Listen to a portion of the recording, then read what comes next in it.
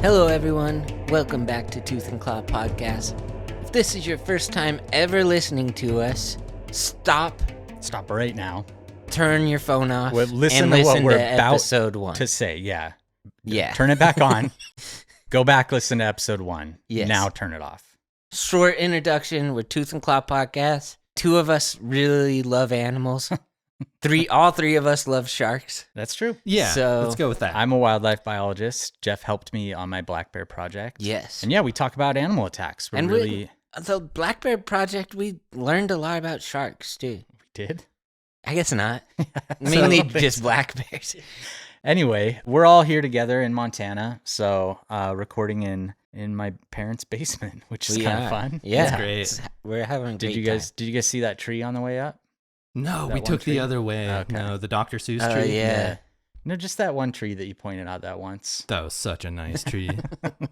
The Lorax Just in would the agree with forest. me. That was the first time I ever really met you, was on that trip. He's Like talking about when you just pointed You at just a pointed forest. at a random tree and you were I'm like, you telling see that you. tree? Yeah, the Dr. Seuss, the Lorax is going to be like into that tree. All right. Just like me. Okay. Yeah, that was 2012. And that was, I feel like I'd met you a few times, but that was the first time we really hung out. Yeah. You weren't really getting his humor for a bit on that too, where he was, That one took you me were a like, second. what tree? Yeah. Well, that was around when Mike would just send me photos of like ugly rocks in rivers and be like, dude, Colorado is so much prettier than Montana. Yeah. I think a lot of our listeners are still trying to figure that sense of humor Yeah. out. Anyway, well, yeah, this is part 2. It is a series of 3. It's one that we've been asked to do for a very long time. Part 1 was harrowing. I almost got emotional a couple times while we were talking about it. And I think it's just because when you read about this amount of like mass suffering for just like a week or 2 weeks straight, this is all I've been reading about. You just kind of start to feel like you were there, even though I know I wasn't. And I'm never like not stolen valor, but like it's crazy how much this one has kind of gotten in my head. No, Yeah. you earned that valor, Wes. Well, and like part 1 was rough, so I'm just looking forward to like a nice pick me up Yeah. for this. Part 2 is Like not the rescue's on the way, I assume. Sounds like a lot of people are about They to get assume arrested. that too. Yeah. Before we get into part 2, I did want to do a quick correction corner. In my notes last time, I had both Haynes and Hines written down for the name of the doctor, and I couldn't remember which one it was, so I went with Hines. I got it wrong. Oh. It was Haynes. Yeah, Dr. Lewis Haynes.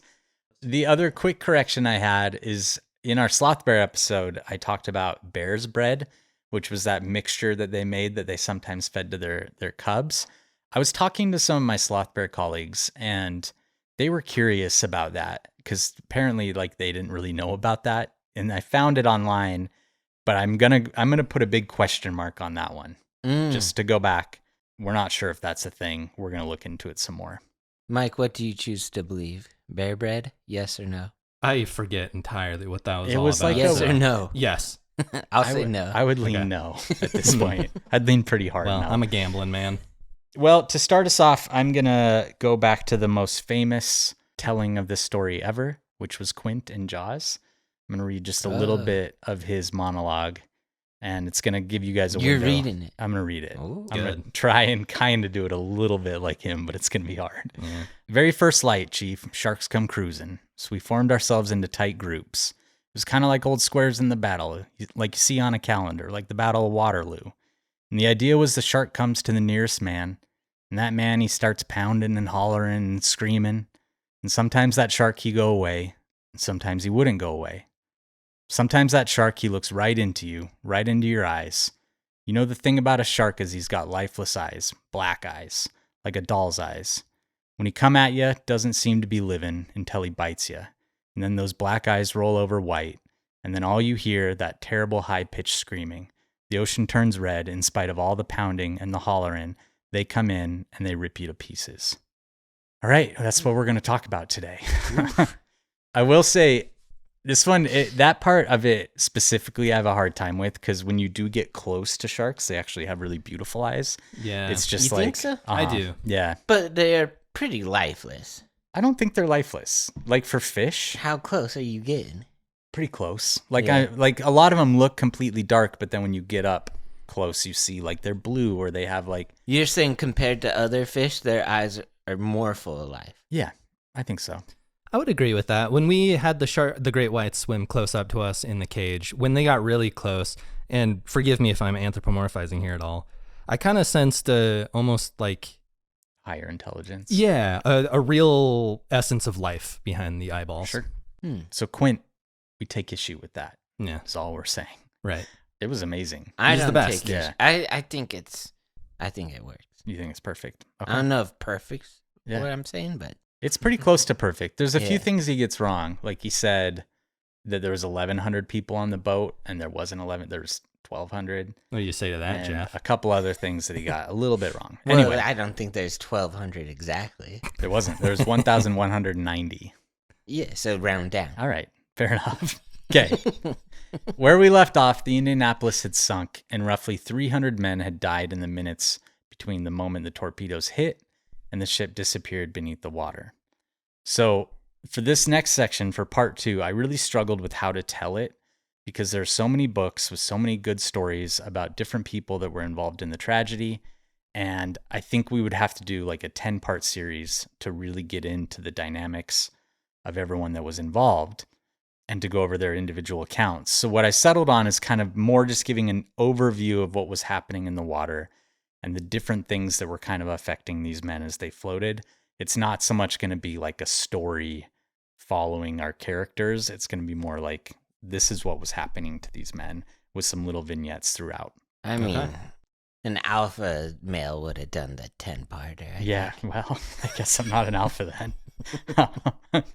I do want to get into our sources again. In Harm's Way, The Sinking of the USS Indianapolis and the Extraordinary Story of Its Survivors by Doug Stanton. Indianapolis, The True Story of the Worst Sea Disaster in U.S. Naval History and the 50-Year Fight to Exonerate an Innocent Man by Lynn Vincent and Sarah Vladeck. And then Left for Dead, A Young Man's Search for the Justice for the U.S. Indianapolis. And I forgot to say that author's name when I did that last week. That author is Pete Nelson. So I used all 3 of these books pretty extensively, but then I also watched a lot of YouTube videos. I listened to some other podcasts, but these were my 3 main resources. You think anyone's ever going to like retell this story and be like, I listened to podcasts and it's you? Like that, you like listen I'm to their other source? podcasts to get your information? Yeah, Do you think someone's going to do that with this? probably at Claim some point. Yeah. Wes is like a Yeah. tertiary. I feel like source- we've had source. people with like YouTube videos do that. Yeah, Right? Sure. that's kind of cool. Yeah, we're sources now. I really love my cat Toad. He's just so pleasant. He's nice to be around. He loves cuddling. He's just a very sweet boy. And he really doesn't ask for much. But he is kind of picky. And I can't blame him because I'm also kind of picky. And that's why you have to try Smalls. Smalls cat food is protein-packed recipes made with preservative-free ingredients that you'd find in your fridge. And it's delivered right to your door. That's why Cats.com named Smalls their best overall cat food. TheCats.com named Smalls their best overall cat food. And to get 60% off your first order plus free shipping, you can head to smalls.com/tooth for a limited time only. And for me, I just love giving Toad Smalls. He likes all of the flavors, but I think his favorite is probably smooth bird and fish dish, which is kind of hard to say, but he does really like it. And the thing that I really love about Smalls is that I know I'm giving him fresh, preservative-free food that if I were a cat, I would want to eat. And actually, as a human, if I had to eat cat food, if you forced me to eat cat food, I would definitely pick Smalls over anything else. If you're worried that your cat just loves its kibble, Smalls makes a really good topper as you transition them into a fresh diet. And as you make the switch, you might find that your cat has fewer hairballs, balanced energy, a healthier weight, a shinier fur coat. There's lots of different effects you might see giving them fresh diet with Smalls. The team at Smalls is so confident that your cat will love their product that you can try it risk-free. That means they will refund you if your cat won't eat their food. For a limited time only, because you are a Tooth and Claw listener, you can get 60% off your first Smalls order plus free shipping when you head to smalls.com/tooth. That's 60% off when you head to smalls.com/tooth plus free shipping. Again, that's smalls.com/tooth. All right, so there's about 890 men that are left in the water. But I think that something a lot of people don't realize is just how spread out those men actually were. Because the Indianapolis was still moving as she was sinking, and these men are spread out over a distance of about 2 to 3 miles. So right when they go in the water, they're already way spread out. And it's dark when they went in the water. Most of them are covered in oil, so you can't really even see faces or anything. So it's really hard for them to find each other in the water. And a lot of the groups that we're going to talk about, they kind of formed over time, but a lot of these men, when they first went into the water, wondered if they were the only survivor of the ship, including the captain. Oh, that's crazy. Because they were so spread out. Yeah. Whoa. Yeah. Over the next 5 days, nearly 5 days that they would be adrift, they would spread out over a distance of more than 20 miles. 5 days is crazy. What? Yeah. So I think we tend to picture this as this big group of like 900 men. It is a 20-mile stretch of 900 men. That's terrible. Yeah. Just to be isolated out there. Oh, Yeah. man. And they were being acted upon by something called the leeway effect, which is basically the relationship between the exposed body surface, the ocean current, and the wind. So what it means is that men that were floating and mostly underwater, like they just have life jackets, would be heavily influenced by the ocean current and not as much by the wind. People in rafts or on top of floater nets would catch more wind and less current. And because each group was affected differently by wind and current, they continued spreading out from each other, and it was thought that they drifted about 24 miles per day. It's like Ooh. those TikToks that just say physics and then show you a bunch of clips of like different things. Pretty much. So that's just physics. Yeah, exactly. It is physics. Something just to like kind of paint more of a picture for you guys though.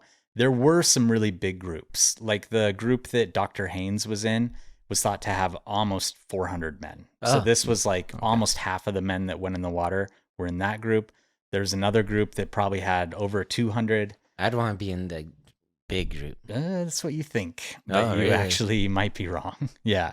There's a lot of material that went into the water. We mentioned that briefly. So there's lots of flotsam. And if there's flotsam, I bet you can guess what else is in there. Jetsam. Jetsam. You nailed it. Yeah.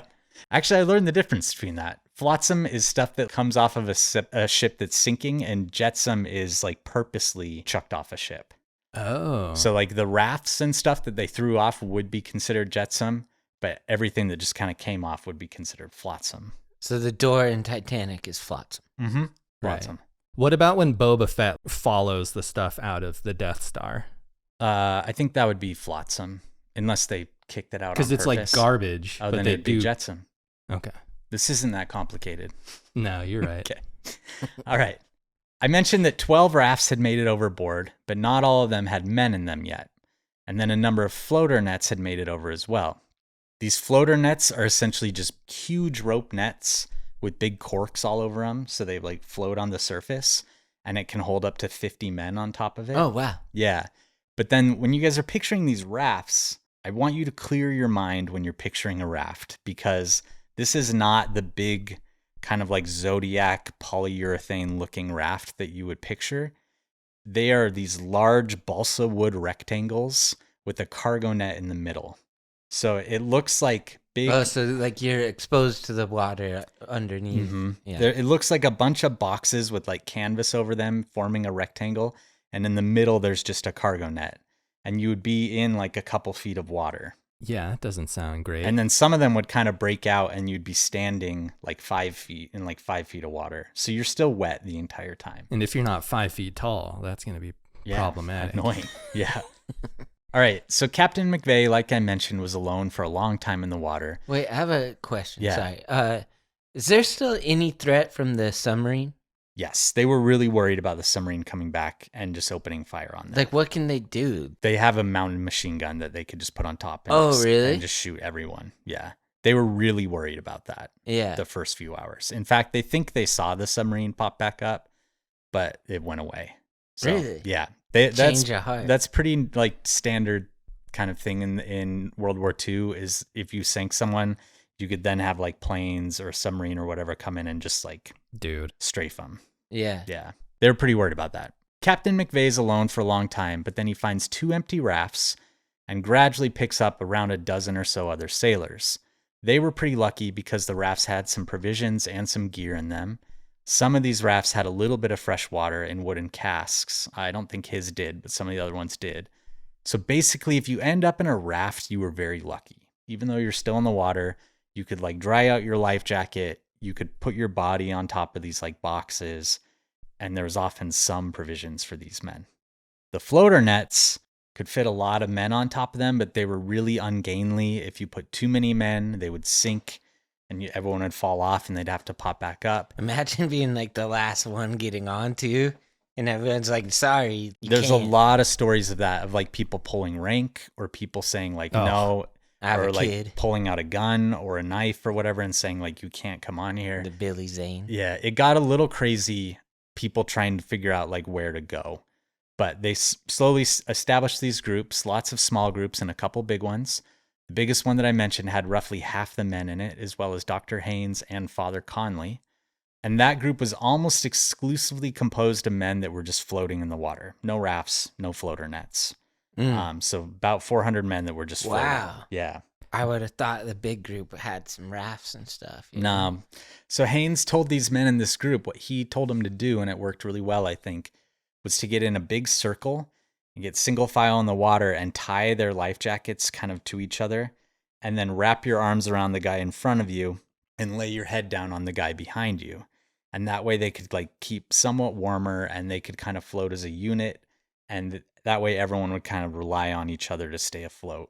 That's like such a secondary danger compared to everything else that they're facing, but you get hypothermia real quick in the water. We're going to talk about that. Yeah. Oh, man. And not so much in this water, but like what you just mentioned is really important because you don't have this kind of ordeal with the Titanic or the Lusitania because they all froze in like an hour, you know? So you don't have people that are floating for days that need to be rescued. And with this, like they're in 85-degree water. So hypothermia is a real concern, but it was like very insidious and slow what it was doing to them. We'll get into that. A lot of the men that were floating had no access whatsoever to any provisions or fresh water during the entire ordeal, so almost 5 days. I read a story from one of the survivors that talked about how the only fresh water he had the entire time was when a tiny rain cloud passed over and he was able to catch some raindrops in his mouth and his hands. But also he talked about how that cleaned some of the oil into his throat and it made him vomit again and lose all that water anyway. So then there were lots of groups of just a dozen or a couple dozen men, and there were likely a fair amount of people that were completely separated from everyone during this ordeal, but probably all of those solo people died, and we're going to get into why that is. Basically, I'm just trying to set up the scene for what's happening in the water. We have a couple really big groups, then lots of different smaller groups that are spread out over a huge distance. About half of these men have life jackets, and a large percentage of the men are simply floating in the water or treading water. The rest are either on floater nets or rafts, and the experience in the next 5 days was really terrible for all of these men, but much worse for the men that were just floating and didn't have any provisions. Yeah, I'd be toast without like anything. Yeah. Like just treading water. And they would just take life jackets off of dead people. So I think over time, a lot of these guys that didn't immediately drown were able to get a life jacket, but you had to go take it off of like a corpse. Ugh. Yeah. Okay. I'd have no problem. Neither would I. You don't have, you would loot the dead like that? Yeah. I don't know if that's looting. I feel like I think they would happily give you their probably life understand. jacket. Yeah. So pretty much right after they entered the water, men started dying. Many of them had terrible burns, broken limbs, broken backs, fractured skulls, lots of awful injuries from the sinking, and they maybe swallowed too much oil too and vomited until they passed out and sank. A lot of them, they think, just bled out from their injuries from the boat. But it's thought that like dozens, if not hundreds of men died within the first hour or two of being in the water. And then those corpses would actually, a lot of them, because they still had life jackets and whatnot, would just float next to the living men throughout this entire ordeal. Yeah. So they were pretty much constantly surrounded by corpses. I guess that like being in war too, there's like a lot of emphasis on getting bodies back home to loved ones. So I guess that is a consideration in taking the life vest off a corpse. Dr. Haynes was collecting dog tags for a really long time. Yeah. And then he had like 100 of them. And he couldn't hold them anymore. They were too heavy, so he had to drop them all. Oh, man. Yeah. Stanley Lipsky was one of the men that would die during the first night in the water. We talked about him in the first episode. He was the gunner whose hands had burnt down to just his tendons and his eyes had boiled in their sockets. Oh, man, I was hoping he died a while ago. No, so men were actually holding him up out of the water, and Dr. Haynes found him, and he knew there was nothing he could do for him. And Lipsky said, "Lou, I'm dying. Tell my wife I love her, and she should marry again." And then he died not long after, and they took his life jacket and let his body sink down into the depths. I just can't imagine what that would be like in a real conversation taking place like that. The doctor didn't marry his wife, right? I don't think so. Because then it's like, I don't know if he really said that. That's true. He's like, I promise everyone I told you. He's like, she said it. Don't let anyone marry my wife. He's like, what's that? It's like, what did she say? What did he say specifically? He's like, I want you to marry my wife when you get home. That's what I want most. He gets there and she's like, did he have any last words? Yes. Like, well, he did. As a matter of fact, I don't like this any more than you. All right, but the thing, I just want to include that story because that happened dozens of times that night. Men saying goodbye to their friends. Lots of like injured. Yep, lots of injured men that guy just married everyone's simply wives. gave up. That didn't happen dozens of times. But lots of people that would literally just like put their face down in the water and die because they didn't want to feel any more pain. So day one, as the sun peaked over the horizon, it almost immediately became intolerably hot. Man. Temperatures would be in the low 80s during the night, but during the day, they're well over 100 degrees, or roughly 38 degrees Celsius.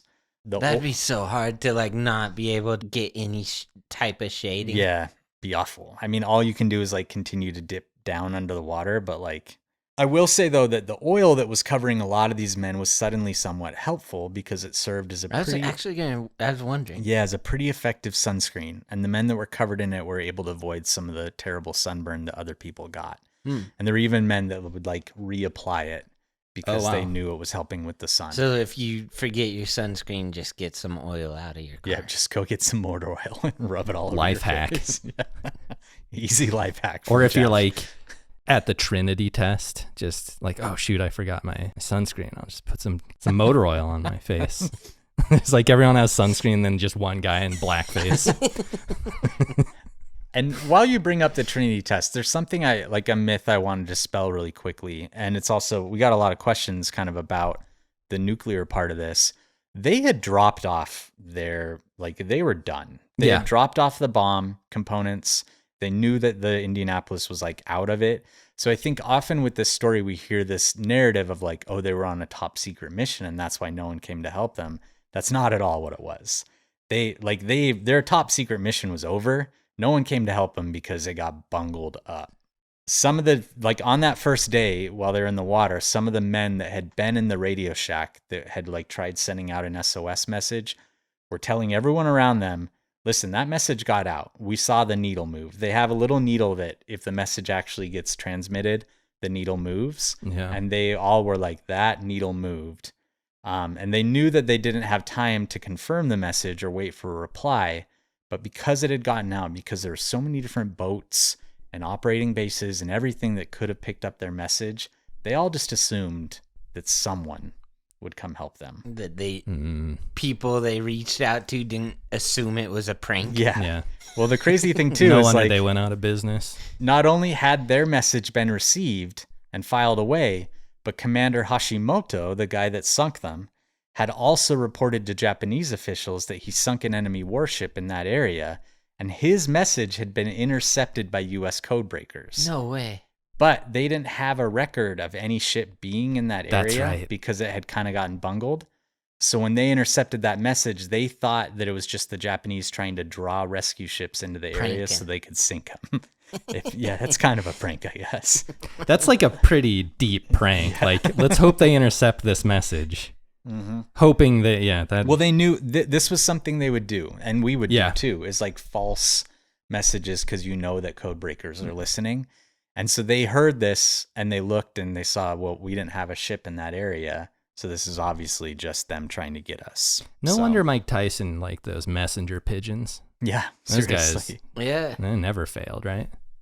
This is all to say Kurt, that one you pigeon. did an episode on that. Brave. Must have failed at least once. This is all to say that no rescue was being mounted for the men in the Indianapolis, and no one on our side of the war had any idea that their ship had been sunk. You don't think the Japanese would start sending their own pigeons with like fake notes? They might. Would they be like Japanese pigeons? Would you be able to tell the difference? I don't know. The note was written in Japanese. Oh, that's probably more of a giveaway. Yeah. Right. So I just finished doing all the research for a 3-part series on the USS Indianapolis.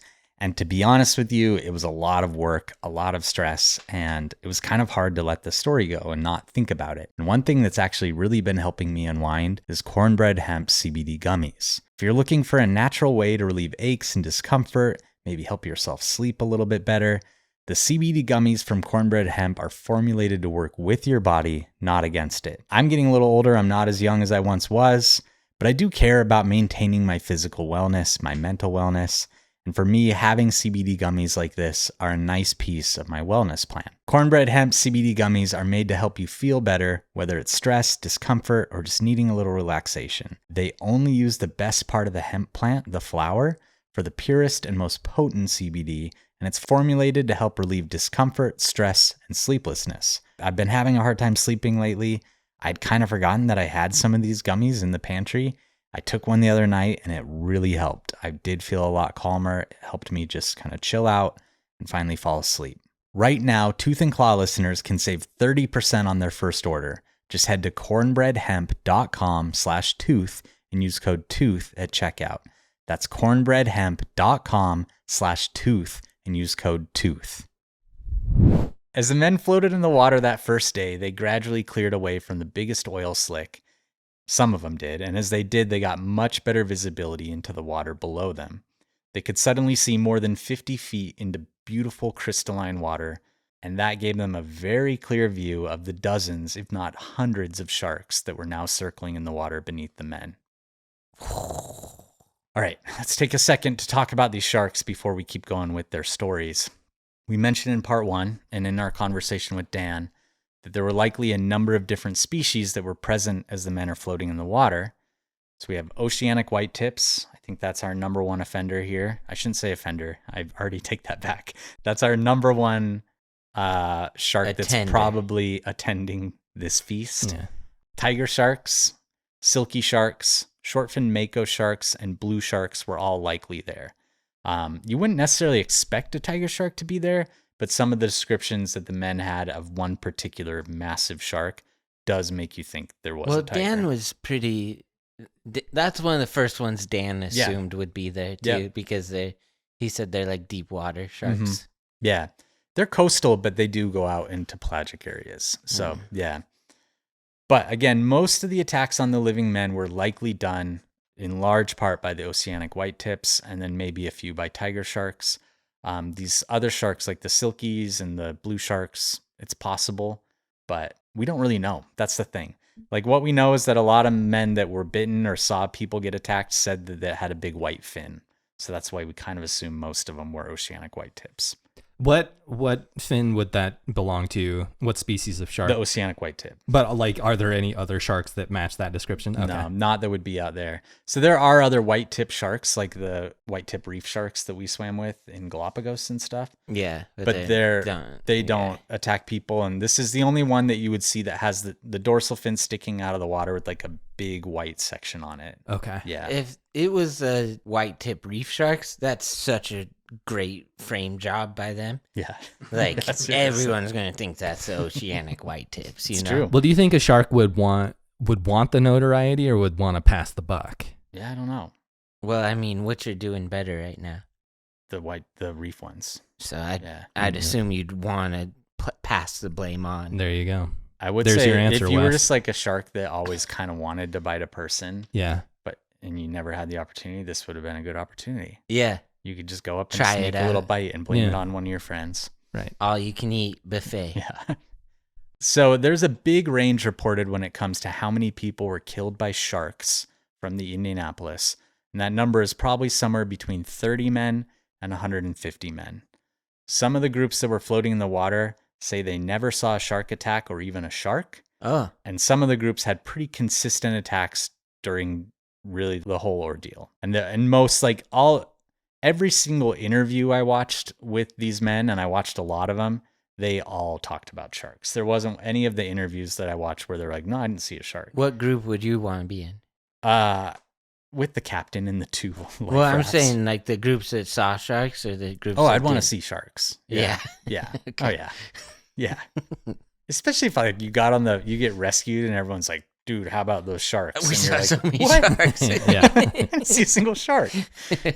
They'd be so mad at me. You'd do so good on that show on Netflix. They'd be all the other sailors would be so angry at me if I was like sad I didn't see a shark. I would be. They're like, can we go back? Yeah. All right. I hope a torpedo hits this boat. Yeah, serious. Rats.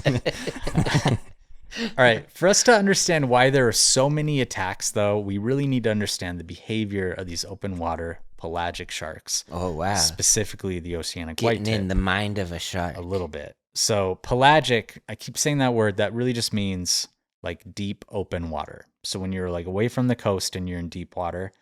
And basically, as we mentioned, these are sharks that exist in these large pelagic open areas of the ocean. And these are essentially nutrient deserts. There's not a lot of food for them. We tend to think of the ocean from like a perspective of the coast, because that's where humans spend most of their time. There's tons of fish. There's these big continental shelves. Seals. There's reefs. There's seals. There's all sorts of stuff there. A lot of life. And when you get out in the open ocean, you can go a long time without seeing much. And because of that, if an oceanic whitetip or any other pelagic shark hears or smells something that could be potential prey, they're going to investigate it because they're not really sure when they're going to get another chance. And we talked about this a little bit in a recent subscription episode, but sharks have this kind of like scale of senses that they use as they're detecting prey, and they go from one to the other, and they do use them at the same time, but their longest range one, and Dan mentioned this too, we tend to think of it as being smell, but it's actually probably hearing. Like they're probably going to hear things further away than they actually smell them. And so the sinking of the Indianapolis would have made so much noise and splashing. And They don't even have like ears though. They do. They have an inner ear. Inner ear? Yeah. That doesn't sound efficient. It is efficient. Yeah. So what's our ears Well, even doing? they also have a lateral line, and their lateral line, like if we can't look at hearing as just from a human context, like animals hear in different ways.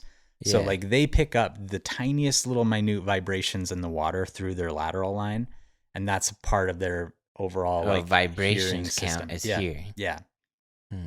Okay. So that's going to be their first thing. They don't always count Maybe as that's hearing. what that one chess player was doing with the vibrator. Hearing. He's just listening. Yeah, I've always been wondering, like, how could he understand, like, what a vibration is trying to tell him? But that's like you're listening to the vibrator. Yeah. It's telling I you think that would be E5, good rook pull. E5. I think Yeah. that one is touch. But anyway, so we have hearing, and then we move on to scent. They're going to pick up scent at a very long distance. And then once they get closer, we have those other senses that we talk about quite a bit, the ampullae of Lorenzini and their sight. Their sight is probably like the next, and then the ampullae of Lorenzini when they're really That's the of spidey zoning. sense. Yep, and that's kind of how they really key in on exactly what they need to do at the very end. So how much of a difference would it make for them sensing these sailors if the sailors are in the oil water compared to in the clear water? No difference. No difference. I don't think so. Wow. Yeah. Because for me, it'd be easier to see the ones in the clear water. Yeah, the oil is staying on top of the water though. So like that's not affecting the sharks at all. The oil and water, they don't mix. So Sure. yeah. So in 1945, we hadn't really killed huge number of sharks yet. So oceanic whitetips were really plentiful, and Dan kind of talked about that last week. This was probably like one of the most widespread and commonly encountered sharks in the world, Oh, and definitely in the open ocean.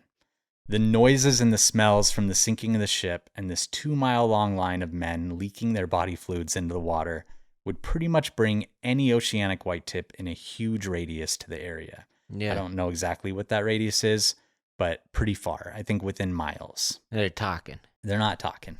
Ah. Yeah. And while these are bold sharks, They would no doubt be a bit cautious around a potential food source that they don't totally recognize, and that's why the sharks likely circled and bumped for a very long time before they finally started attacking. And it's also probably why they went for dead victims first. And that's a side note I wanted to make. Like if you bump and they don't react type of thing. Yeah, exactly. Just kind of, that's probably mostly it. Just bumping and realizing. Stole your side and point. there's no like electrical field like there is on living prey. You think if they like just kept bumping you and not biting you, you'd kind of be like, oh, they just want to be friends? I'm sure some of these men probably thought that because they got bumped all the time, and some of them didn't get bit. But I don't think they thought they wanted to be friends. Yeah. No, my side note was that the sharks almost certainly fed much more on corpses than they did on the live victims. I think most of the attacks that happened on the live victims probably happened due to the men like splashing or acting like prey or kind of drawing in the attention of the shark and making it click into that predator mode. But they probably would have been pretty happy, most of these sharks, just eating corpses the whole time. Yeah. But like some of the behavior of the men probably drew them in to attack. And probably a few men that handled it as well as you can still got attacked. Totally. Like once when we did the great white dive, it kind of seemed after a little bit like they were eating some tuna and stuff. Yeah. And after a little bit, it seemed like they were just going to bite anything in the water for a sec, probably. You know? Because they're just totally keyed in. Yeah, to they're in eating mode. Yep. Basically, I just want to say all of this before we really get into the attacks, because people need to understand that these are just animals operating under the rules of their own natural history and their environment. Pelagic sharks have to be inquisitive, and they have to take advantage of any potential meals. That is like what they have evolved to be. And this wasn't bloodthirsty, predatory, they are predatory, but it wasn't like sharks that were hoping to finally get to eat people. This was just an animal being an animal. Only need to be afraid of this if we're on a ship that gets sunk by a torpedo. If you're floating in tropical waters for a long time, you should probably worry about this shark. Otherwise, and we're going to teach you some of the stuff that you could do to where you're going to be a lot safer than you would otherwise. But I mean, that's all just to say, like, I think if we were to pump the smell of Taco Bell into Jeff's apartment for days, and then put a big old plate of Taco Bell right in the middle of his living room, you better believe our guy's eating that Taco Bell. He's eating. There's no way that lasts days. Yeah. I'll like bump into it, see what it does. Like flirt bump. Keep walking, checking it. And we wouldn't blame him for it. And that's, I mean, these sharks have been smelling all this crazy stuff for days, and now they're seeing it in front of them. A shark's going to shark.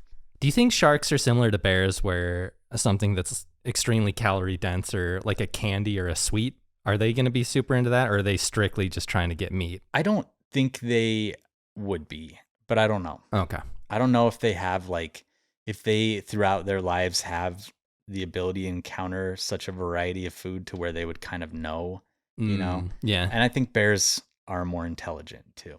Okay. Yeah. Huh. All right. On the evening of the first full day, Cozell Smith was laying on a floater net. His hand was dangling in the water. He'd been gripping a life jacket all night, and he was finally getting used to the swells as they lifted and dropped the roughly 50 men on his net. The constant up and down motion had led to a lot of nausea, and many of the other men on the net had spent most of the day vomiting while being baked in the hot sun.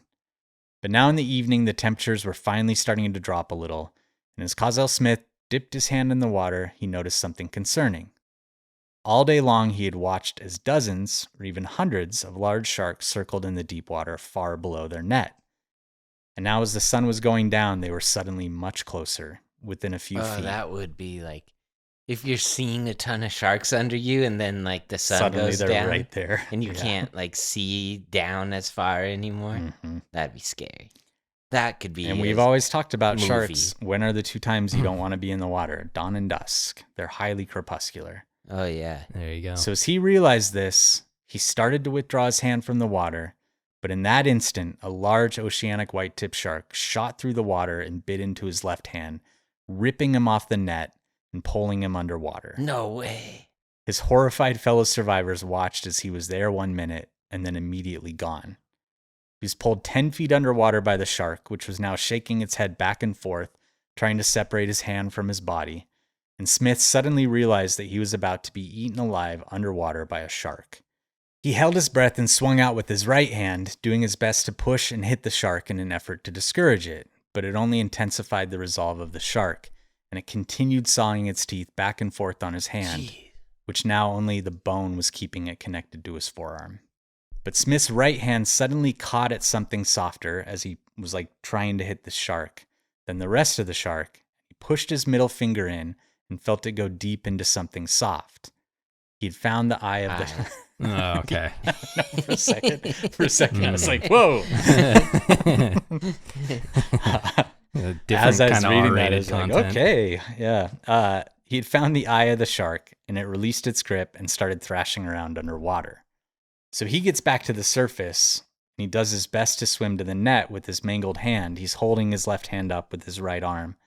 And the men on the raft saw the trail of blood he was leaving, and they wouldn't let him back onto the floater net. What? Because they were afraid that he was going to attract more sharks. And if it was me, I'd be like the 100 below us right now. Yeah. Oh. But his adrenaline was thumping, and he pulled himself up onto the net, even though the men were like kicking and hitting him and trying to stop him. And he landed flat in the middle of a bunch of these other men. And then one of them pulled out a knife and tried to stab him to death. So he decided to take his chances with the sharks and jump back into the water. Jeez. And this guy did end up surviving. I did see a photo of him. Nice. Later. Wow. Yeah. Did the stabber guy? I don't know. Probably not. Because that guy's probably already losing his mind. Yeah, that's crazy.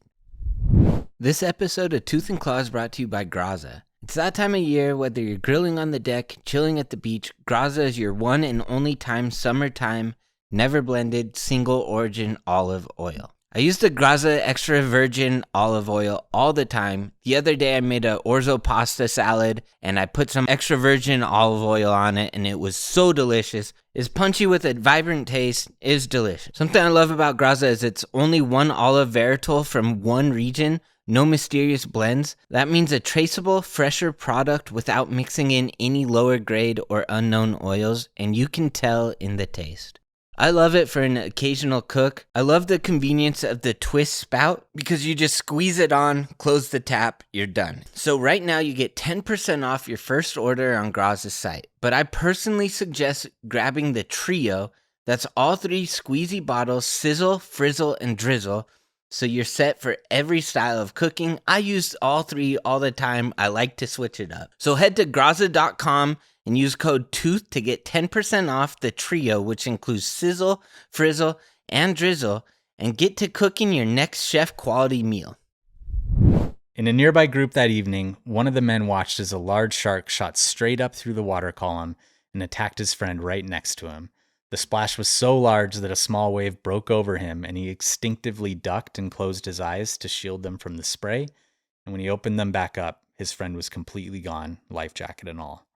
In many of the groups, the shark attacks started at dawn on Tuesday. Men that were on the edges of the group, or ones that decided to try and swim away from the groups, were the first to be killed, and the other sailors huddled together and would hear screams that they all said were unlike anything they'd ever heard in their entire life and during their years of war. High-pitched, blood-curdling, unearthly screams of men being eaten alive by a wild animal. Some of the groups would hear these screams for the rest of their days in the water, and they'd be haunted by them for the rest of their lives. One group watched as a man was attacked by a particularly large shark, and he was dragged through the water like a big fish dragging a bobber. He was pushed through the water at waist level while he screamed and tried to push away the mouth of the large shark. So just imagine that, like, he is moving through the water with just his waist at water level, and the shark's just pushing his torso through the water as he's screaming. Ace Ventura. Like trying to get started like water Ventura. skiing. Yeah. And I think of that video from Egypt that we saw of the tiger shark eating the guy, and it kind of does that with him a little bit. And that like 10-second video from like 100 yards away scarred me. Yeah. And these guys had to watch their friends like being eaten by these sharks. Away. Yeah, from feet away. And this guy's screaming, and then suddenly his screams are cut short as the shark pulled him beneath the surface. In Dr. Haynes' group, there was a man who drifted away from the group and was starting to yell for help, and they thought maybe he was starting to lose his mind a little. So they sent one of the other men out to bring him back. However, when that guy separated from the group, a large dorsal fin almost immediately popped up behind him. So he lost his nerve and went back to the floating group of men. And then a few minutes later, the man that was yelling out in the water went silent when he was pulled underwater. One man was sent out. Pretty good idea to go back, probably. Yeah. I think that would make me go back. They're still following orders at this point, too. It's like, if there's a guy 100 yards out. You guys are like leading and you got us in this mess. Like maybe I don't need to listen to you. It definitely anymore. broke down in some of the groups, like the whole hierarchy and everything. But one man was sent out by his group to retrieve a nearby floating crate of potatoes, and he'd made it 60 yards when suddenly he started screaming and a group of sharks tore into him. Jeez. Men would wake up to their shipmates being completely gone or missing a limb, and in the mornings or evenings they would have to listen to the screams as shark took their friends and fellow sailors, and all they could do was pull their legs up and hope they wouldn't be next. One man named Buck Gibson woke up one morning on a floater net, and when he looked over at the young sailor next to him, he saw that his leg had been severed and a large bone was sticking out of it. He tried to wake the boy, but he was dead. One raft was being followed by a large tiger shark for days. The men even named it Oscar, and then one of the boys decided to stab it with a homemade pocket knife. He buried it an inch deep in the shark, and it just casually reacted and swam away. One sailor at least got like a touch of damage back to the sharks, though. It's true. Yeah. It's a fight now. 1 point of damage dealt. One sailor reported a floater net with 15 men on it was attacked by a group of sharks in a feeding frenzy, and that all 15 men were killed by those sharks. Wow. In the raft? On a floater net. Jeez. Some of these rafts, too, there were stories of them like coming up through the cargo net on the floor. Yeah, and the because men just, they're like still in the panicking. water. Yeah. At one point, 2 friends were floating, and one of the men, no longer able to handle his thirst, told his friend he was going to dive down and take a drink of the cooler water deeper down. That's interesting. Yeah, strategy. there's a kind of a delusion among a lot of these men once they started losing their minds that the colder water down deeper was actually fresh water. So they would dive down and drink it. Is there any like difference in depth for saltiness? No. Like not salt that doesn't I don't rise think so. at all? Or not anything? anything significant. Yeah. His friend watched him swim down through the crystal clear water, and then a shark came out of nowhere and grabbed his friend and dragged him away while he struggled to escape. No. I mean, that's probably actually good. Better than drinking He's about seawater. to drink seawater. Just go insane from the salinity. We're going to talk about that. Yeah.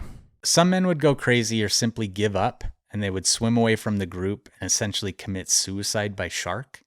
And all too often it went according to plan. There's a few stories of that, of them just being like, I'm done. And they just start swimming and a shark comes and kills them. Kind of messed up to make the sharks live with that, though. Basically, the most horrific shit you can imagine just happening day after day, and being forced to simply float in the water in the dark and hope your turn isn't next after you've seen dozens of your friends get killed by sharks. It's just going to have like a huge effect on your ability to keep it together mentally. And I think something that's important to talk about is for a lot of these boys, sharks were just something they had read about like once in a book, you know? Like they haven't seen tons of shark documentaries. They haven't seen Jaws. Sharks were kind of just like a thing that existed out in the world that they hadn't really seen much of, you know? Yeah. And so they didn't really have any idea of how to react to these fish that were eating them alive. So when they'd come in close, a lot of them would just like scream and splash to try and scare them away. But really all that's doing is intensifying the shark thinking that it's found prey. Bigger target now. Yeah. Well, that's what prey does for shark, is it like splashes in the water column. So for them, it's like, okay, yeah, this is food. I wouldn't move at all. Actually, no, I'd move if they bump me. The thing I just couldn't get over was thinking about how terrified you would be. Like you just, like how could you ever not be afraid of the water after that? You know, like, and I know a lot of the survivors never would go back near the ocean even. Like Quint, he dealt with it by just killing sharks. Yeah, that's true. Yeah. You can't blame him now that you know all about it. It's kind of like, all right, I get it. I mean, we got the last laugh, humans, on white tips. Oh, Jesus. Yeah, it's... Anyway, we'll get into that too. Well, Brody's the one that killed the shark. Like, what was his beef? He just... That little boy. Brody doesn't like the ocean. The boy. I mean, it wasn't his. The sailors weren't Quints. You didn't know that for sure? All right. But when it came down to it, the sharks likely killed far fewer people than the rest of the dangers that these men in the water faced. Most of the deaths that occurred to the men who successfully made it off of the ship and didn't die from their injuries during the sinking were chalked up to exposure. And exposure is just kind of a catch-all term for what the elements were doing to their bodies as they floated in seawater and burning hot sun for 5 days. Also, just like this is a little side note, some of them said that little fish would come up and nip at their flesh and stuff too. And because they'd been in the water so long, their flesh just kind of started like pulling away from their bodies. And some of them had like exposed finger bones and toe bones from little fish just nipping at them constantly. But floating in salt water for that long is basically akin to taking a bath in acid because the sodium in the water will slowly break down your skin and tissue. So like being in salt water for 5 days is going to affect you about the same as being in like sulfuric acid for a few seconds. Like they both get really bad. So much so that we're going to talk about some really terrible injuries that happen in part 3 when they're pulled out of the water. But for now, we're going to run through what these men were experiencing. We touched on this in episode 1, but salt would be deposited on the skin when salt water evaporated in the heat, and then it would be ground into their skin through the constant rubbing from life jackets or clothes or whatever else. And this led to these huge open wounds or ulcers all over their skin that become infected, and they would scream out in pain every time they got splashed by salt water. It felt like acid hitting these ulcers. So they were just like constantly, in pain from that. The sun was a huge factor. Skin above the water would not only be hit by direct rays of the sun, but also the rays reflecting off of the water. A lot of the men suffered second-degree burns from the sun, and their exposed skin, their saltwater ulcers, and their lips and eyes all received serious sunburn. Eyes? I'm glad you said that. That's perfect segue, because that was the next thing I was going to talk about, and one of the hardest things to read about. The men were almost always eye level with the water, and they got a ton of glare from the sun all day. None of them had sunglasses or anything to protect their eyes from the water and from the sun. This led to sunburned corneas and this thing called photophobia, which pretty much means any light exposure to the cornea causes intense pain. So like for me, after I got LASIK, I had photophobia for like a little bit. Sure. And any light just like really, really, really hurt. Did you have that at all, Mike? I did, yeah, for 36 hours maybe. You watched Lord of the Rings marathon. Yeah, right like after. Moments I after. only had it for like 2 hours, and some people have it for a really long time. But I can't imagine having that pain and then like not having a way to stop it. Yeah.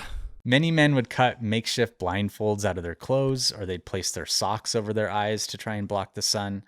But blindfolding yourself when there's sharks that are killing people all around you led to some like pretty intense fears and panic. I'm sure. Yeah. Like, I mean, it doesn't really change the fact that the sharks are out there, but not really being able to monitor your situations another level to add on to that. Yeah. Ugh. Hypothermia is also a huge issue. Even though they're in 85-degree water and it was super hot during the day, it would cool off quite a bit at night, and 85-degree water is still much colder than the human body, so it would still cause your core body temperature to drop. Many of the men would immediately begin shivering as soon as the sun went down, and while it would take probably longer than 5 days to kill them from hypothermia in that warm of water, it was causing some really big issues, like decreased mental function, and it led to more dehydration. Because when you're becoming really hypothermic, what your body does naturally is it diverts blood flow from your extremities toward your core. And then because your body is suddenly like, oh, there's a bunch of extra fluid in your core, it makes you start peeing a lot. No. So even though they were completely dehydrated, the hypothermia would make them have to pee like pretty constantly. Yeah. And there's also something called immersion diuresis, which is what happens to you when you're scuba diving, actually. And it's just the same thing, like the pressure of the water causes blood to move inward. And then your body again tells you, oh, we need to get rid of this fluid. So you're peeing a lot. That's There like it when you is. scuba dive, you pee more than you typically would. Yeah. Oh, yeah, I do. But it's hard to pee It is hard to pee. because of the pressure and it's cold. Yeah. And you got like suits on. I have a hard time peeing scuba diving. Yeah. It's a problem for me, actually. There is it? Yeah. And is get what, like, Like there's been dives that I've been on where I have to pee so bad, But and can't? I can't. yeah. And so I have to like put my knees in the sand and like think about peeing. That's like Bear Grylls' worst nightmare. Yeah. Yeah, I guess. Why? He's got to drink that pee, but he can't. He wants to drink it. He wouldn't be able to drink it scuba diving, though. No. See? All right. Double whammy for Bear. You think? Poor guy. I bet you could take the regulator out. Maybe. You'd get a lot of salt water. Fill his oxygen tank full of urine instead of oxygen. You think just have the it pee would straw right into your mouth? He just has like a, what are those called in backpacks? A Camelback full of urine. would the pee make it more or less salty? You could drink your own pee. We're going to talk about that. But actually. I'm saying all of this we're talking about. Under the ocean. Less. Okay. Yeah. So like Bear would want to put some element into his pee before he drinks it. You could. Because it's not got any Could like probably salt or help with electrolytes. I don't know if He'd it doesn't probably have want any. the flavorless stuff. I don't know if urine doesn't have any salt or electrolytes. Yeah, he just wants it straight. Yeah, pure. Yeah, and I agree. Oh, like seawater has much more than our pee does, without a doubt. Sure. This episode is brought to you by Miracle Made. The weather's heating up and your nighttime bedroom temperature has a huge impact on your sleep quality. If you wake up too hot or too cold, I highly recommend you check out Miracle Made's bed sheets. Miracle Made sheets are inspired by NASA and use silver-infused fabrics that are temperature regulating so you can sleep at the perfect temperature all night long. And this is something I've honestly struggled with my whole life. I keep the thermostat at the exact same temperature, but every night I found myself cracking a window or taking off a blanket or adding the blanket back on, bringing in a fan into my room, and I just couldn't figure out how to control it until I got Miracle Made sheets. I don't know how they did it, but they found a way to keep me at a temperature that helps me sleep all the way through the night without waking up in like a pool of sweat. So upgrade your sleep as the weather heats up. Go to trymiracle.com/tooth to try Miracle Made sheets today. And whether you're buying them for yourself or as a gift for your loved one, if you order today, you can save over 40%. And if you use our promo TOOTH at checkout, you'll get a free 3-piece towel set and save an extra 20%. Miracle is so confident in their product, it's backed with a 30-day money-back guarantee. So if you aren't 100% satisfied, you'll get a full refund. Upgrade your sleep with Miracle Made. Go to trymiracle.com/tooth and use the code TOOTH to claim your free 3-piece towel set and save over 40% off. Again, that's trymiracle.com/tooth to treat yourself. Thank you, Miracle Made, for sponsoring this episode. Dehydration was really one of the biggest problems these men were experiencing. I'm surprised anyone's living. Well, some of them had provisions, but it seems like after 2 days you're done, right? No, 7 days, I think. Is that what it is? Without okay. water. I've been I misinformed. forget. It might be 5, actually. Well, I mean, Jesus did 40. 40, but he was an exception. Did he drink? Was it just food, or was it food and water? 40 days and 40 back to nights. church. I don't know. Yeah. Are you looking it up? 3 to 7 days without water. No, look up I'm not Jesus. looking up that. I've always thought it was 48 hours without water in your toast, but No. that's like, this is a whole food pyramid But thing. there are people that die after like 3 days. Some of these men did have like a little bit of fresh water that like tided them over this 4.5 days. Some of them only got a little bit from the cloud. And I do think water was probably the number one factor that would decide whether or not you survived. Their mouths, so like just to describe kind of what this was like for them, their mouths became unbearably dry, just felt like total cotton. Their saliva turned thick and bitter. Their tongues would dry out and swell up, and it felt like this thick, huge, dry worm that was blocking their airway.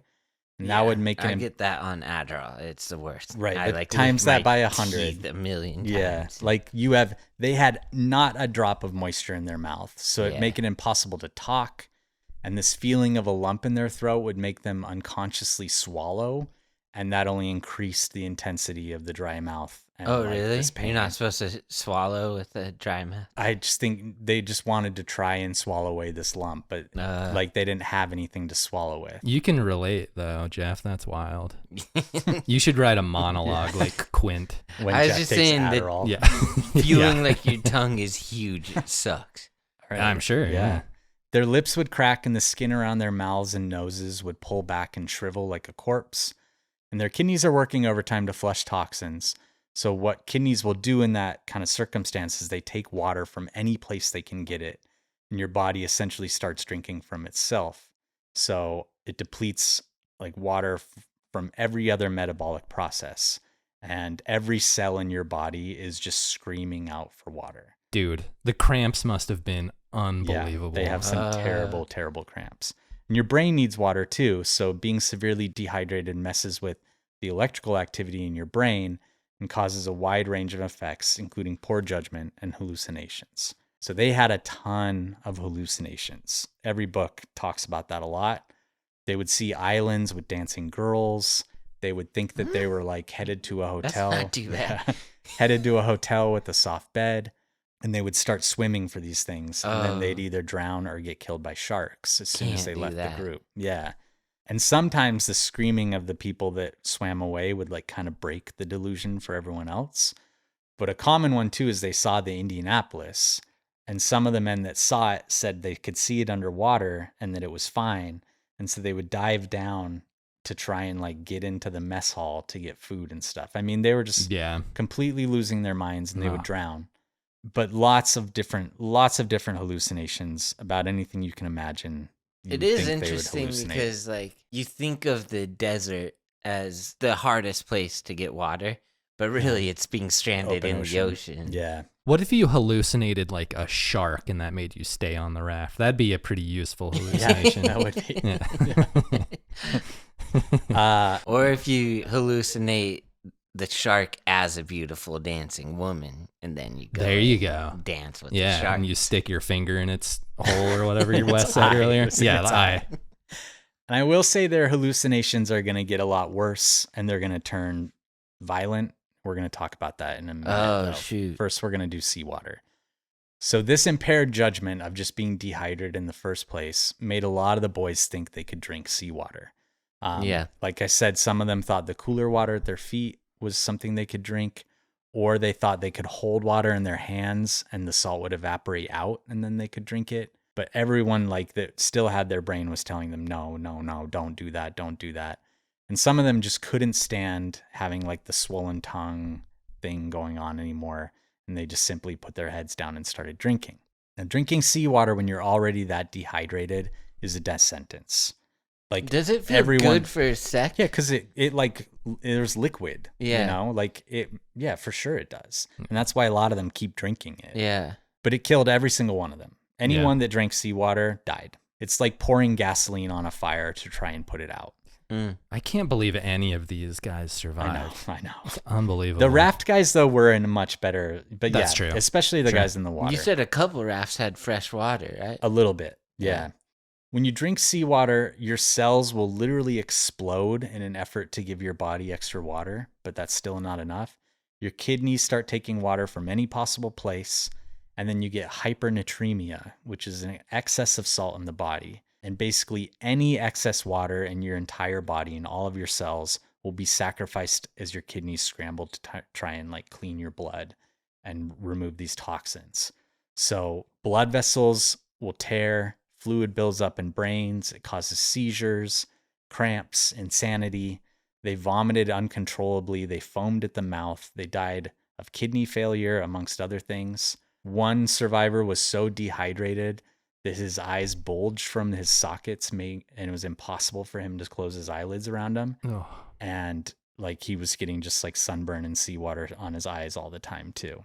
So just like terrible, terrible stuff. Yeah. Dr. Haynes watches some of the boys drink seawater.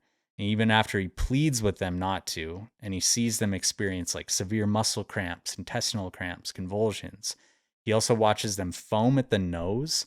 And then he said like brown fluid, the color of root beer, started dripping down from their noses and mouths. And they went completely crazy.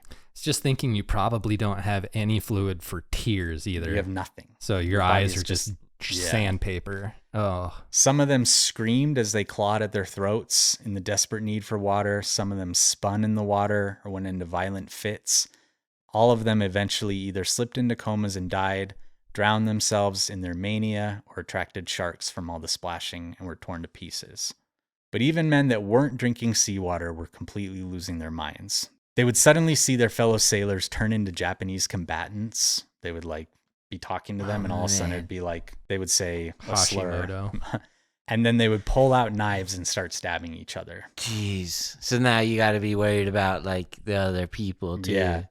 So in Dr. Haynes's group, all the floaters, they experienced a shared delusion that enemy soldiers were among them, and they started stabbing and drowning each other. And Haynes watched all of this in horror, and he saw one of the men actually gouge out the eyes of another shipmate. And in a matter of 10 minutes, 50 of the men were killed in this violence. Oh my gosh. Yeah. And it's bad too, because it's like the crazy people aren't the ones dying as much. Right. Like they're the ones killing. Right. So then they're still around too. Well, yeah, I'm glad you said that, because in some of these other groups, and like these groups weren't communicating between each other, but they all experienced kind of similar things. On like one of the other groups on a raft, they just decided, once people start losing their minds, because I think they saw it happen a little bit, we're just killing him. So they would put the guy in a headlock, and they would stab a knife through his armpit into his heart. And that happened as soon as they started to break mentally, they would just do it. Jeez. Yeah.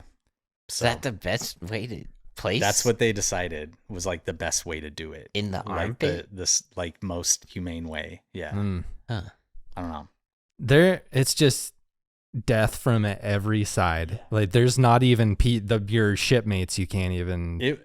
Like listening to all the interviews, these like old sweet men, and they're all wearing their like Indianapolis caps and everything.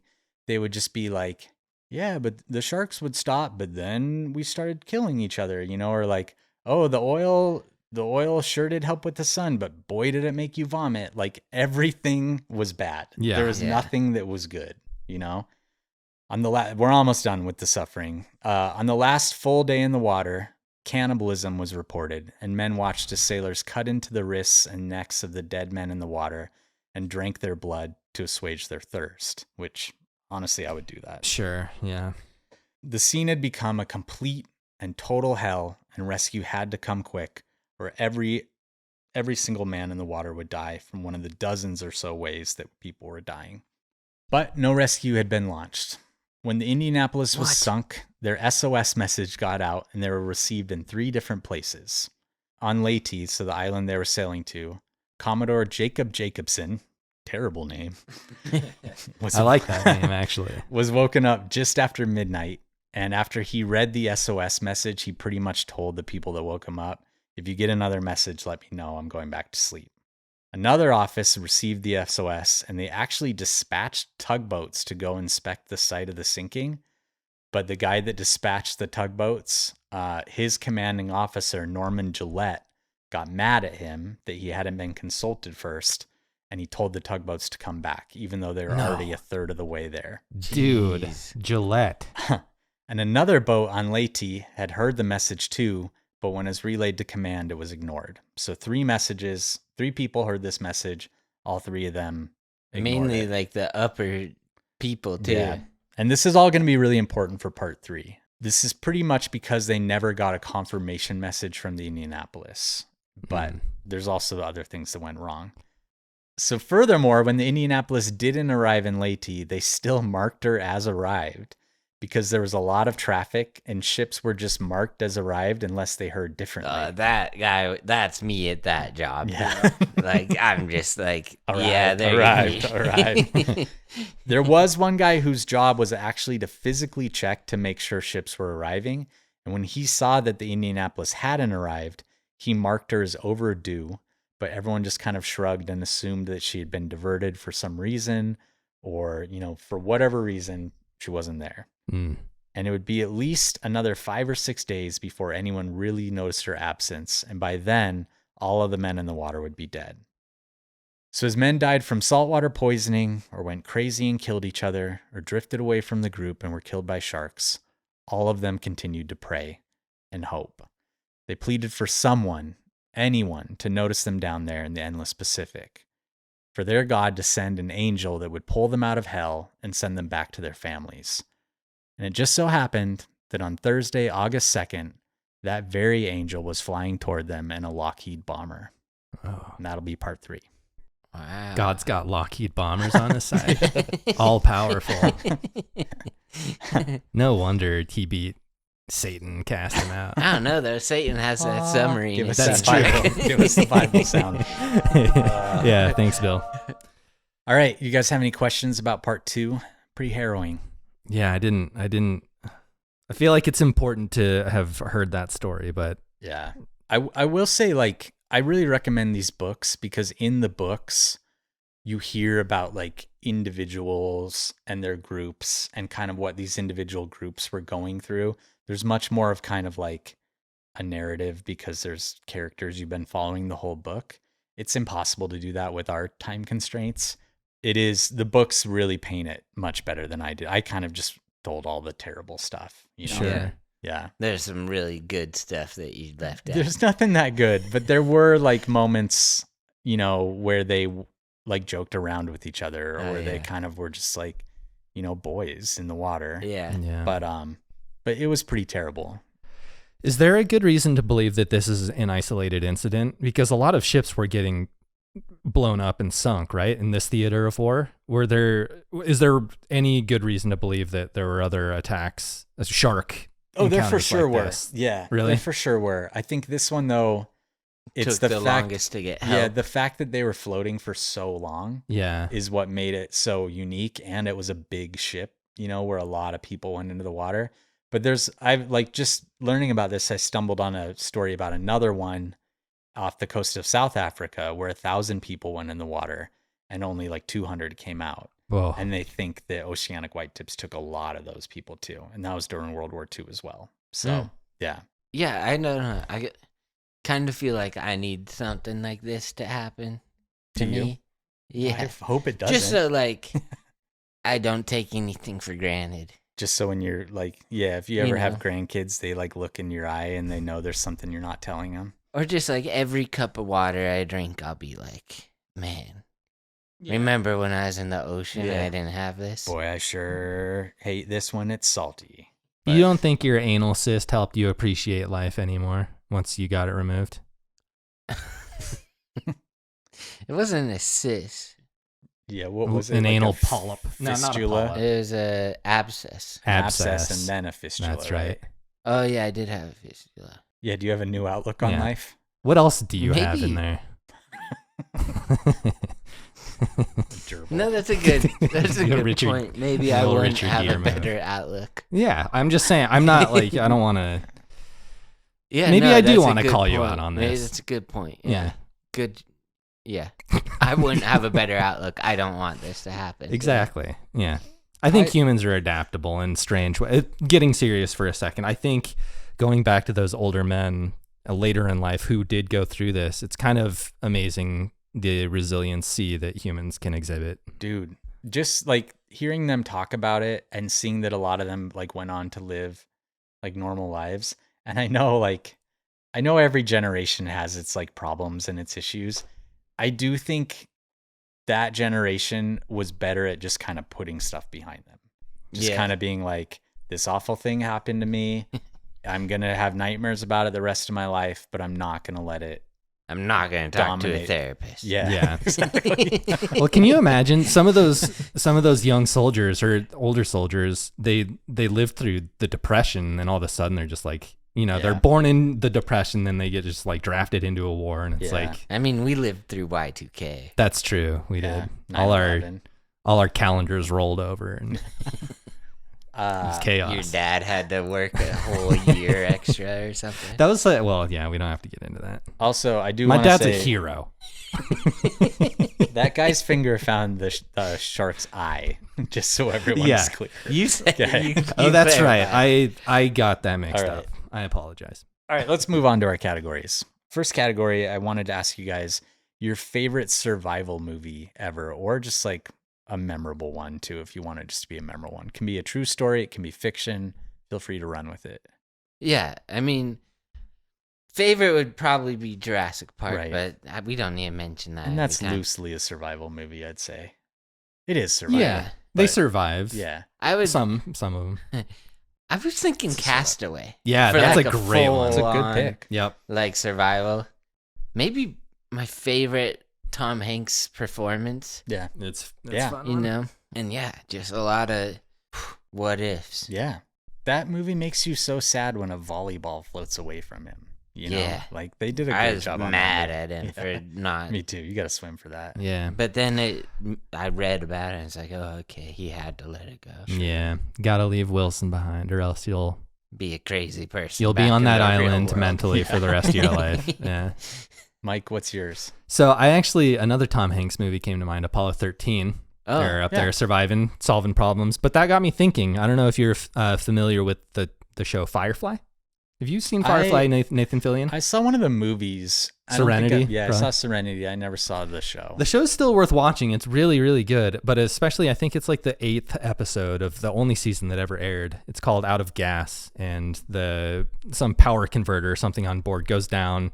All the power's off. They have no more oxygen. It's running out. And so Nathan Fillion's character sends everyone off. And he's kind of going through that lack of oxygen deprivation psychosis. Yeah. And he starts recalling all of these moments from the past. It's really like emotional, really, really well done. And I honestly think just that episode alone warrants a watching of that show if you're interested in like science fiction, space is that stuff. Joss Whedon? Oh yeah, is it? So Well, yeah. Is he canceled? He's I think he canceled. is. Yeah. I think he's.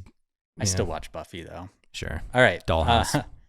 I picked the movie The Impossible, which is about the tsunamis. That's a good one. The like 2004 tsunami. Yeah. And it's Naomi Watts, Ewan McGregor, and Tom Holland's like first performance, I think.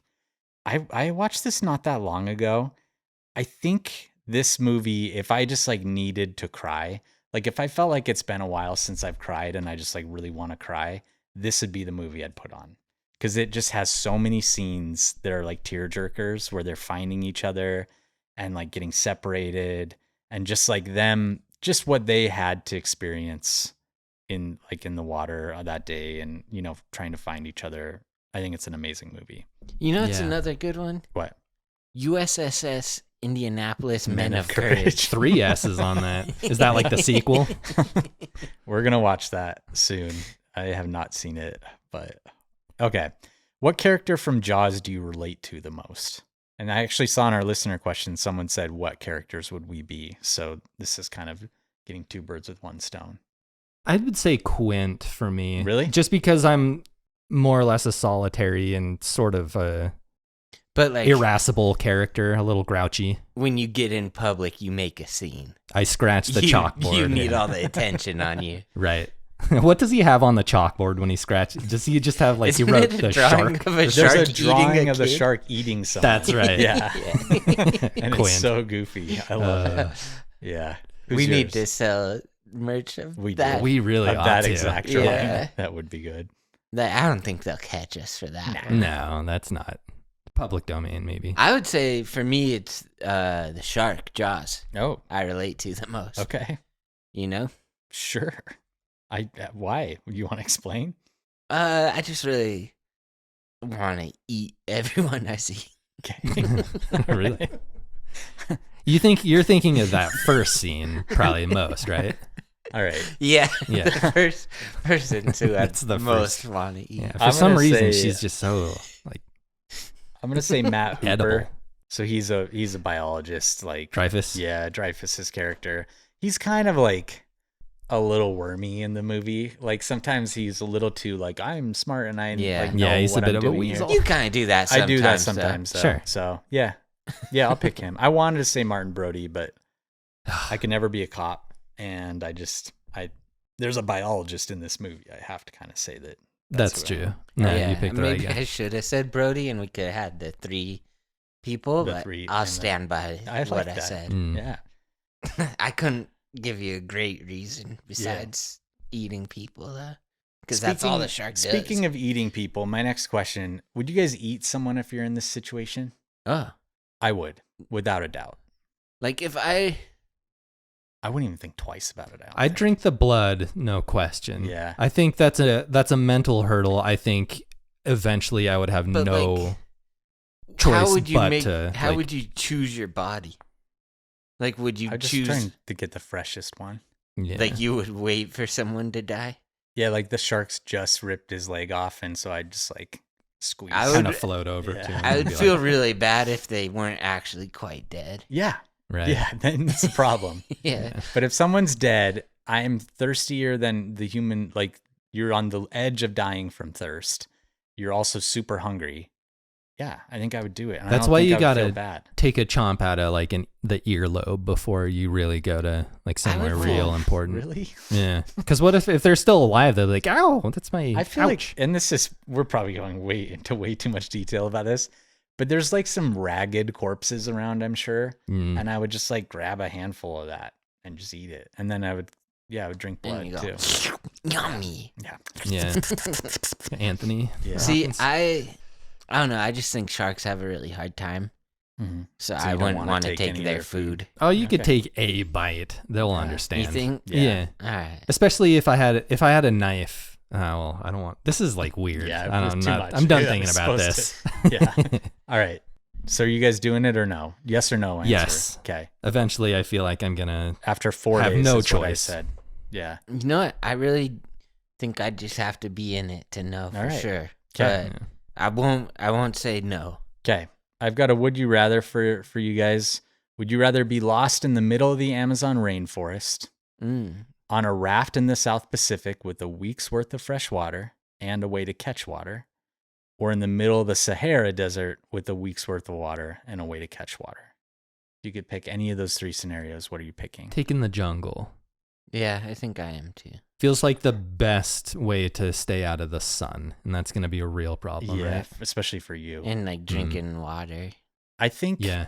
I think I picked the jungle too, but I will say I've always kind of been so fascinated by people adrift in the ocean that I think it's like the ultimate test of survival. I mean, And it would be kind of like that. Ever since I read the book about the guy that lasted like 400 days, I'm just like, maybe that's I what could I do was gonna that. ask. Is Yeah. like, what book do you think you would make the most money with afterwards? Yeah, Ooh.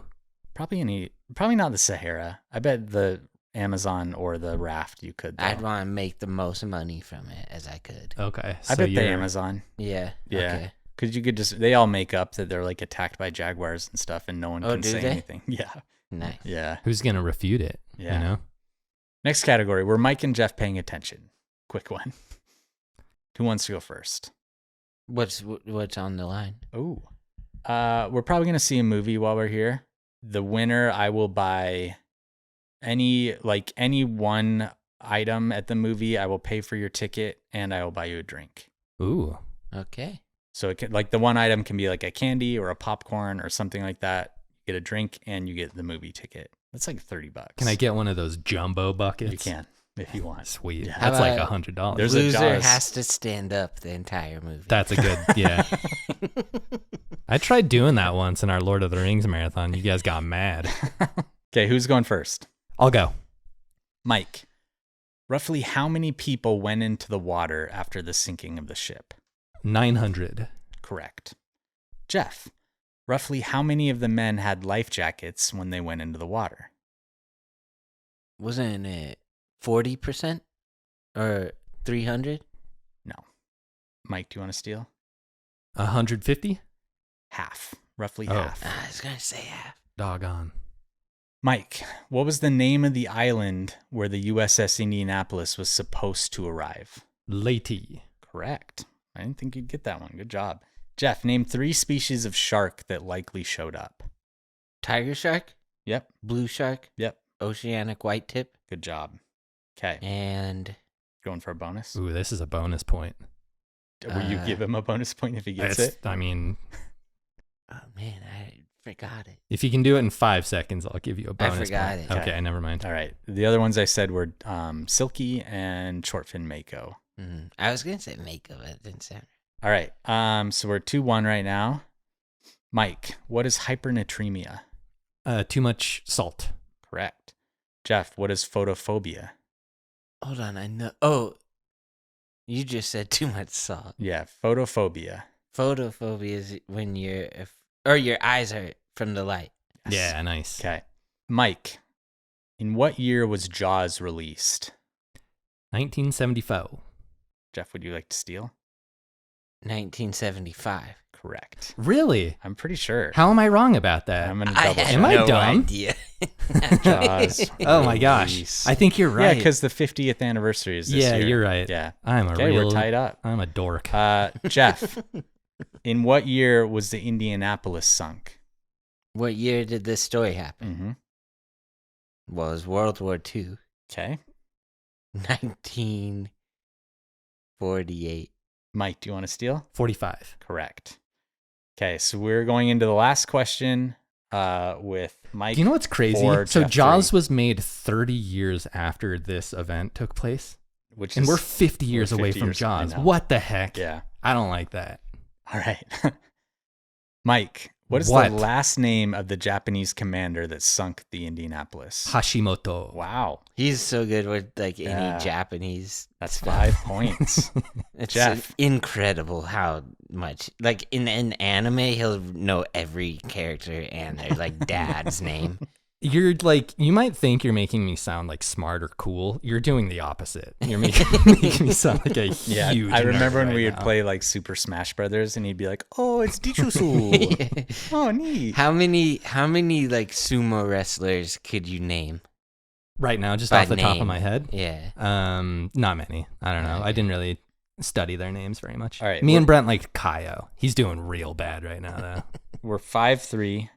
Jeff. He just won, right? No, because we got that bonus question. Yeah. Jeff. We always do. What killed Robert Shaw in real life? The guy that played Quint. A shark. No. Mike, do you know what it was? Alcohol. Heart attack. Would have been a real good trivia That would have That question. would have been amazing. Yeah. That actually, it's really sad. He just like had a heart attack, got out of his car, and like fell over dead. Oh, really? Yeah. I know he had like some real bad alcohol issues, but All right, so it's 5-3. This bonus question is worth 30 points. I'll give Mike first go. Mike, at it, I was though. going to give Mike the first shot. Mike, and I think you're actually going to get this. What is the name of the prop shark from Jaws? oh, I do know this.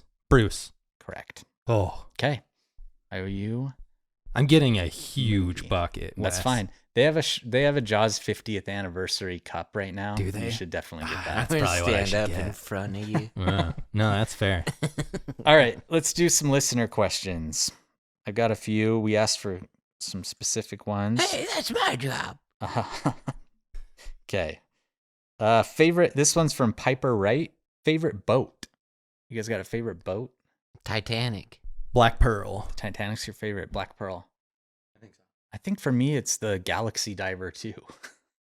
That we went That to we were on. Galapagos. Yeah, that's- That's a fun The boat. dive. I I just mean, no one loved it. knows what you're talking It was about. the dive boat we just took to Galapagos. I was gonna explain it. Yeah, Yeah, I was setting you up to. I just loved it. It was so fun. It's pretty nice. Yeah. No, I I didn't love think it was that. like that nice of a boat, but I just had such a fun time on it. It was nice and comfy. Yeah. All right. This one's from Sophia Marie. Sophia Marie. If you were on the ship, would you rather go down in the wreck or survive it all? I'd rather survive it all. Wait. So like die immediately or survive the whole ordeal? Yeah. I guess And survive. like live with the trauma for the rest of your life. I Yeah. think I'll go down. I think I would. I think I would I'm rather. not even joking. I'd go down instead of die like 4 days later to a shark. I Yeah, think. me But if too. I were gonna survive, I'd pick. Yeah. That's what it says. No, so. you're. Yeah. I mean, Jeff. There's no wrong answer, I guess. This one's from Evan Hieronymus. Hieronymus. Hieronymus. Oh, What is the typical descendant of Hieronymus Bosch, probably. Garden of Earthly Delights. Triptych, beautiful. Go for it. Sorry. What is the typical prey for oceanic white-tip sharks? What? Have you not heard of the Garden I of know Earthly Delights? Like the Hieronymus three, Bosch, yeah. but yeah. Sorry. It's fine. I just felt like I needed to acknowledge that. The typical prey is fish and cephalopods, so squid, and then just fish. That's mostly what they eat For sharks? for oceanic white tips. Yep. Squids, huh? Squidward? Yep. They do like squid. Do you think they'd Squidward like would be in calamari? trouble. Yeah, probably. You think? Yeah. This one's from Do you like calamari? Nikildas. I don't. See? Nikilda says, were any bite forensics done or sharks dissected to confirm oceanic white tips were involved? No, they didn't do that. I don't think they really even had the science to really do that at that point to say, oh, this was for sure an oceanic white tip. The testimony of these men are mostly what they used, and just now we know that's the shark that shows up. I feel like today's day and age, there's people that'll be like, I don't believe it. There are sharks. Yeah, that's true. Conspiracy theory. Yeah. Ruby Barrett Wright says, "Can Jeff please guess how many buses long the USS Indianapolis was?" Please, Jeff. I did the math. Okay. Just length. Yes. And do you want me to tell you how long it was? I'm just going to go average school bus. Not the one you rode on. So let's go with 46. Ooh. No. Why'd you make that noise? 15 and a half. Because I wanted to trick you. It's not even. 15 is 15. So school buses are about 40 feet long. Titanic was that big. Yeah, Titanic was bigger than the Indianapolis. What? Yeah. Oh. Bruh. Yeah. You can't even land a plane with the Indianapolis. Let's see. The Indianapolis was 610 feet long. They landed a That's torpedo nothing. underneath it. Titanic was 883 feet long. It's how long? 610, the Indianapolis. And you said 15?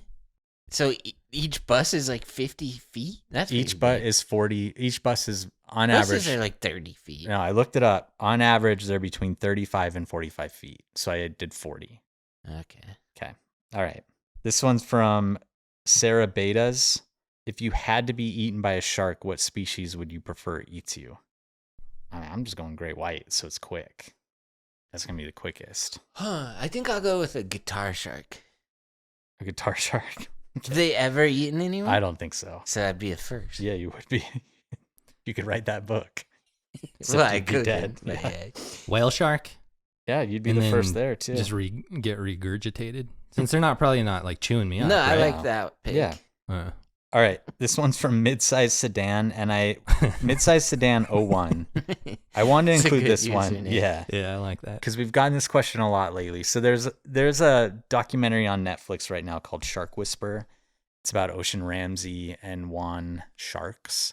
They're kind of like influencers that have become really famous for swimming with sharks. And I think her fame especially exploded after they swam with that huge white shark by Hawaii, like the biggest one ever filmed. And there's all these videos and photos of her like holding onto the dorsal fin right next to it. And I will say, so people ask us about her a lot. I think they've done some incredible like mobilizing to get people to care about sharks. They have the right Passion. attitude about saving sharks. Yes. Yeah. She, in a lot of ways, reminds me of like the Timothy Treadwell of sharks.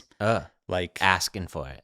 Well, like she has to like touch them and be really close to them and all of that. And for me, and she gets mad at all the little fish. and I like the fox that steals her hat. She doesn't. I understand that like those images are the ones that are going to get people to pay attention. And when you do see like this pretty girl holding on to a massive great white, you're kind of like, oh, they aren't the killers I thought they were. I can't believe people can do that. Oh, you know what? I never really considered that as like a fantasy, but it kind of works. But it's kind of like April O'Neil and the Ninja Turtles. Yeah. You see a pretty girl with like a bunch of turtles, you're like, well, I'm better than them. yeah, right. It's like, oh, if a turtle can pull April, think about what I could do. I have read some things where she kind of talks about how scientists aren't as impactful as her, and like this other, just a few things that have kind of put my hackles up.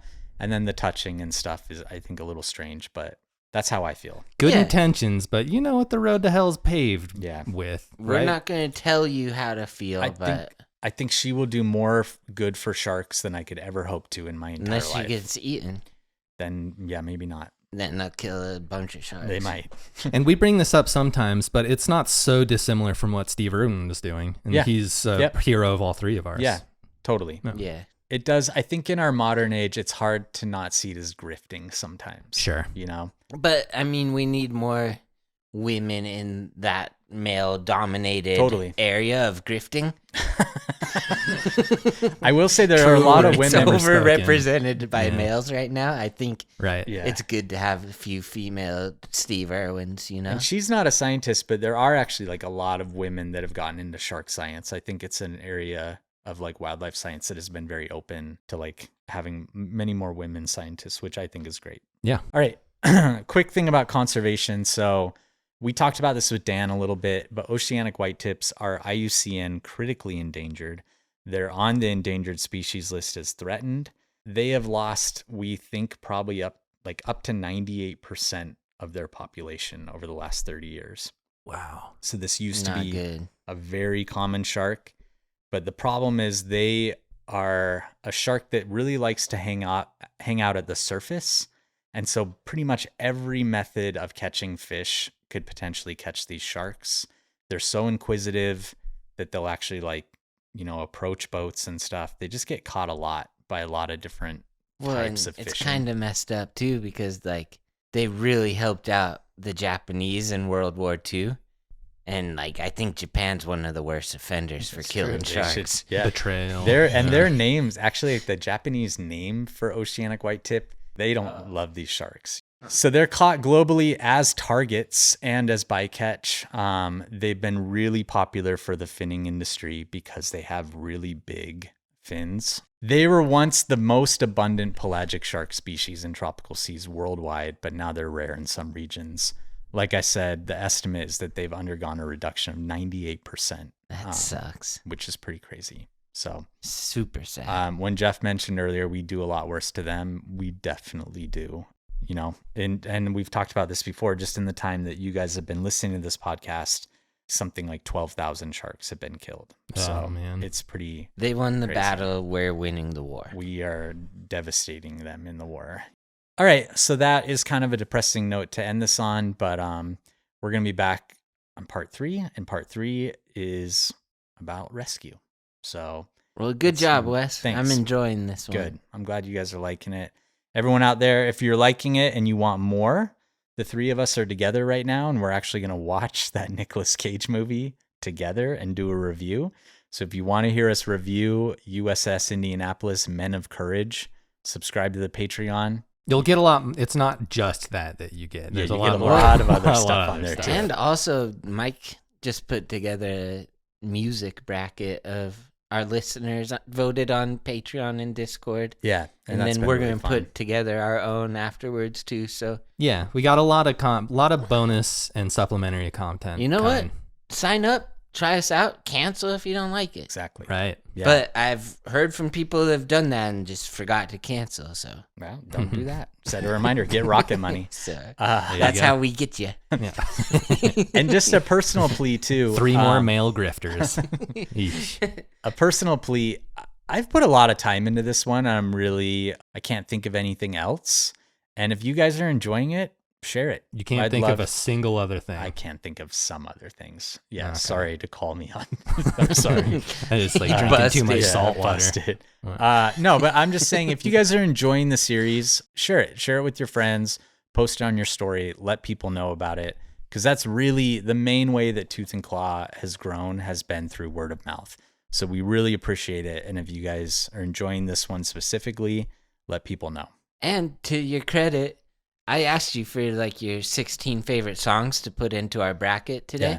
And you were like, I'm working on the shark episode. I can't think of anything else right now. Yeah. There you go. Yeah. Mike. I'm sorry. Just asking questions. All right. Bye, guys. Love you. Love ya. ya.